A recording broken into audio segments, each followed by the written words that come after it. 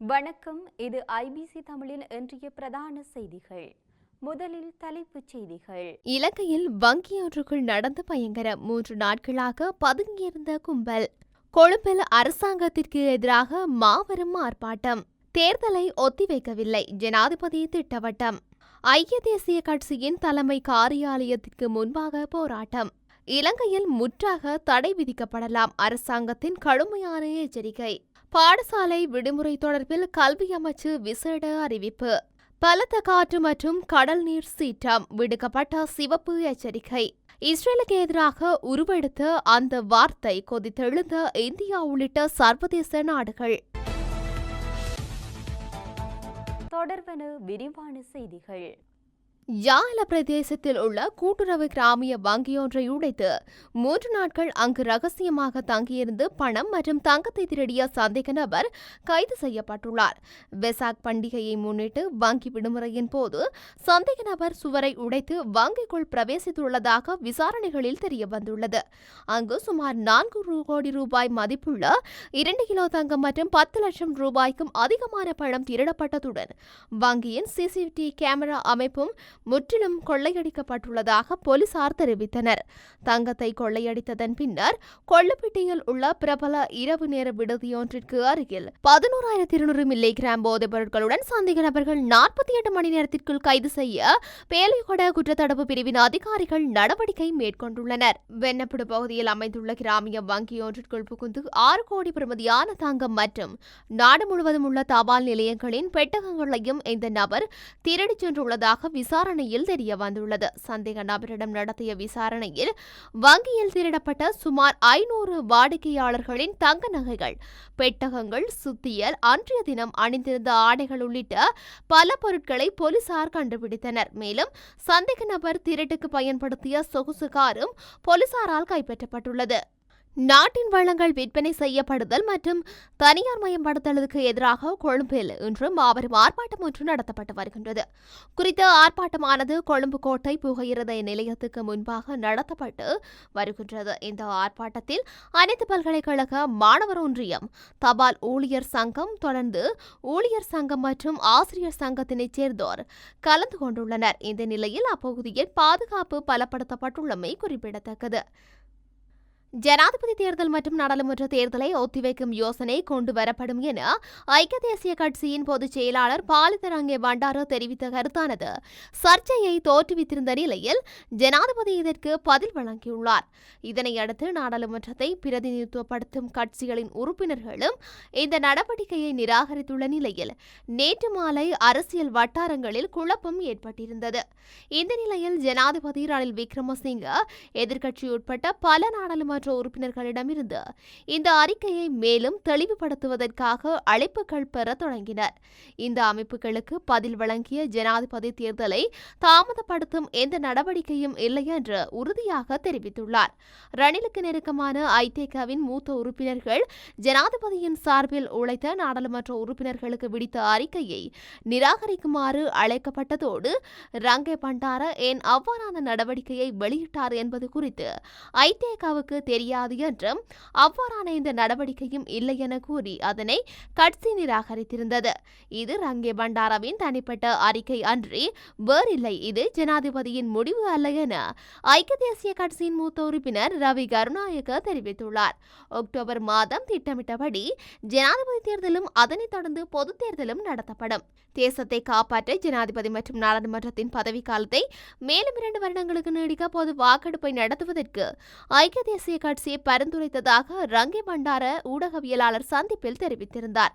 சர்வதேச நாணய நிதியம், உலக வங்கி மற்றும் பிற நன்கொடையாளர்களுடன் பொருளாதார சீர்திருத்தங்கள் தொடர்பாக அரசாங்கம் உடன்பாடுகளை எட்டியுள்ளது என்றும் இந்த பயிற்சியை வெற்றியடைய ஜனாதிபதி மற்றும் நாடாளுமன்றத்தின் பதவிக்காலத்தை நீடிக்க வேண்டியது அவசியமானது. இந்த அறிக்கை வெளியானவுடன் அனைத்து அரசியல் கட்சிகளுக்குள்ளும் குழப்பம் ஏற்பட்டிருந்தது. ரணில் தனது பொதுச் செயலாளர் மூலம் இந்த அறிக்கையை வெளியிட்டாரா என்று கேள்வி எழுப்பப்பட்டது. பொதுமக்களின் எதிர்வினையை சோதிக்கவும் இந்த அறிக்கையை மேலும் தெளிவுபடுத்துவதற்காக அனைத்து கட்சிகளின் நாடாளுமன்ற உறுப்பினர்களும் ஜனாதிபதியை அணுகுவதற்கு தீவிரமாக முயன்றுள்ளனர். அனைத்து அரசியல் கட்சிகளும் இது நடைமுறைக்கு வந்தால் எதிர்பார்ப்பதாக தெரிவித்திருந்தனர் என கருணாநாயக்க மேலும் கூறியுள்ளார். இந்த நிலையில் பாலித்தவின் கருத்தை ஆதரிக்கப் போவதில்லை என ஸ்ரீலங்கா பொதுஜன பெரமுனவின் தேசிய அமைப்பாளர் நாமல் ராஜபக்ச தெரிவித்துள்ளார். அத்தகைய நடவடிக்கைக்கு உடன்படுவதற்கும் மற்றும் ஜனாதிபதி அத்தகைய முடிவை நடமாட்டார் என்றும் அவர் நம்பிக்கை வெளியிட்டிருந்தார். மேலும் ஐக்கிய மக்கள் சக்தியும் அதற்கு உடன்படாது என்று ஜனநாயக மக்கள் முன்னணியின் தலைவர் மனோ கணேசன் தெரிவித்துள்ளார். ஐக்கிய மக்கள் சக்தி அதை ஒருபோதும் ஆதரிக்காது. திட்டமிட்டபடி தேர்தல் நடத்தப்பட வேண்டும். இதை நாடாளுமன்றத்திற்கு கொண்டு வந்தால் எந்த கட்சியும் அதற்கு வாக்களிக்காது என்று அவர் மேலும் கூறியுள்ளார். அக்டோபர் 2ஆம் வாரத்தில் ஜனாதிபதி தேர்தல், அதனைத் தொடர்ந்து நாடாளுமன்ற தேர்தலும் நடத்தப்படும் என அரசியல் வட்டாரங்களில் தெரிவிக்கப்பட்டது. ஜனாதிபதி தேர்தலுக்கான ஏற்பாடுகள் மற்றும் முறையான அறிவிப்பு ஜூலையில் வெளியிடப்படும் என தேர்தல்கள் ஆணைக்குழு தெரிவித்தமை குறிப்பிடத்தக்கது. ஸ்ரீகோத்தாவில் அமைந்துள்ள ஐக்கிய தேசிய கட்சியின் தலைமை காரியாலயத்திற்கு முன்பாக போராட்டம் ஒன்று முன்னெடுக்கப்பட்டது. மக்கள் போராட்டத்தின் குடிமக்கள் என்ற அமைப்பின் உறுப்பினர்களே இந்த 2 போராட்டத்தை முன்னெடுத்துள்ளனர். ஐக்கிய தேசிய கட்சியின் உறுப்பினர் பால் தரங்கே பண்டார நேற்றைய ஊடக சந்திப்பில் முன்வைத்த கருத்தினை எதிர்த்தே தற்போது ஆர்ப்பாட்டம் முன்னெடுக்கப்பட்டுள்ளது.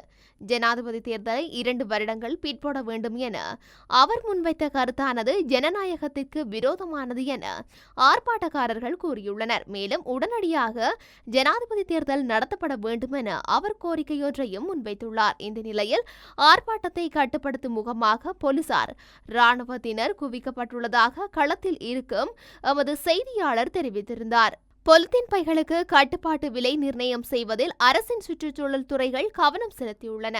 சூப்பர் மார்க்கெட்டுகளில் இலவசமாக வழங்கப்படும் பொலித்தீன் பைகளுக்கு குறிப்பிட்ட தொகையை வசூலிக்கலாம் என சமீபத்தில் உச்சநீதிமன்றம் உத்தரவு பிறப்பித்தது. அதன்படி சிறிய, நடுத்தர மற்றும் பெரிய அளவிலான பொலித்தீன் பைகளுக்கு அதிகபட்ச சில்லறை விலை நிர்ணயிக்கப்பட உள்ளது. இது தொடர்பான விதிமுறைகளை தயாரிக்கும் பணியை மத்திய சுற்றுச்சூழல் ஆணையகம் மற்றும் மத்திய நுகர்வோர் பாதுகாப்பு ஆணையகம் தொடங்கி உள்ளன. பல்பொருள் அங்காடியொன்று வாடிக்கையாளர்களுக்கு ஆண்டுக்கு 1 பில்லியன் இலவச பொலித்தீன் பைகளை வழங்குகின்றது. மேலும் நாட்டில் ஆண்டுதோறும் சுற்றுச்சூழலில் வீசப்படும் மொத்த பொலித்தீன் பைகளின் அளவு சுமார் 200 கோடி ஆகும். இதற்கமைய குறிப்பிட்ட பல்பொருள் அங்காடியொன்றினால் மட்டும் நாளாந்தம் வழங்கப்படும் பைகளின் தொகை 5 லட்சம் ஆகும். சுற்றுச்சூழலை கடுமையாக பாதிக்கும் வகையில் பொலித்தீன் பைகள் உற்பத்தி செய்யப்பட்டால் வரும் ஆண்டில் பொலித்தீன் பைகளின் உற்பத்தி மற்றும் வர்த்தகத்தை தடை செய்வதிலும் அரசின் சுற்றுச்சூழல் துறைகள் கவனம் செலுத்தியுள்ளன.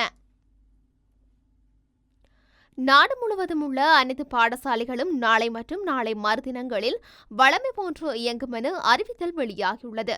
கல்வி அமைச்சு இன்று வெளியிட்டுள்ள அறிவித்தலிலேயே இந்த விடயம் குறிப்பிடப்பட்டுள்ளது. ஆசிரியர் சங்கங்கள் ஆரம்பிக்கவுள்ள பணி பகிஷ்கரிப்புக்கு மத்தியில் பாடசாலை இயங்காது என கூறப்படுகின்ற பின்னணியிலேயே கல்வி அமைச்சு இந்த அறிவித்தலை வழங்கியுள்ளது.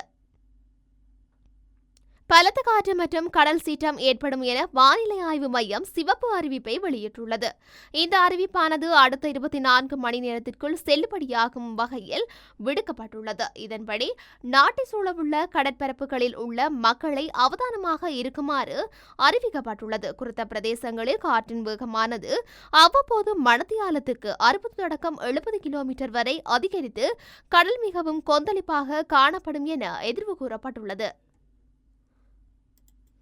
இஸ்ரேலுக்கு எதிராக சமூக ஊடகங்களில் உலகம் முழுவதிலும் உள்ள பிரபல நாடுகள் கொதித்தெழுந்துள்ளன. இஸ்ரேலின் டெல் அவீவ் நகரம் மீது ஹமாஸ் அமைப்பு நேற்று முன்தினம் ராக்கெட் வீசி தாக்குதல் நடத்தியது. இந்த தாக்குதலினால் உயிரிழப்புகளோ பொருட்கள் சேதமோ எதுவும் ஏற்படவில்லை. இதனைத் தொடர்ந்து ஹமாஸ் அமைப்பினரின் இந்த தாக்குதலுக்கு பதிலடி கொடுக்கும் வகையில் ராஃபா எல்லையில் இஸ்ரேல் கொடூரமான தாக்குதல் ஒன்றை நடத்தியது. இஸ்ரேல் நடத்திய அந்த தாக்குதலில் குழந்தைகள் உட்பட சுமார் 35 பேர் வரை உயிரிழந்துள்ளனர்.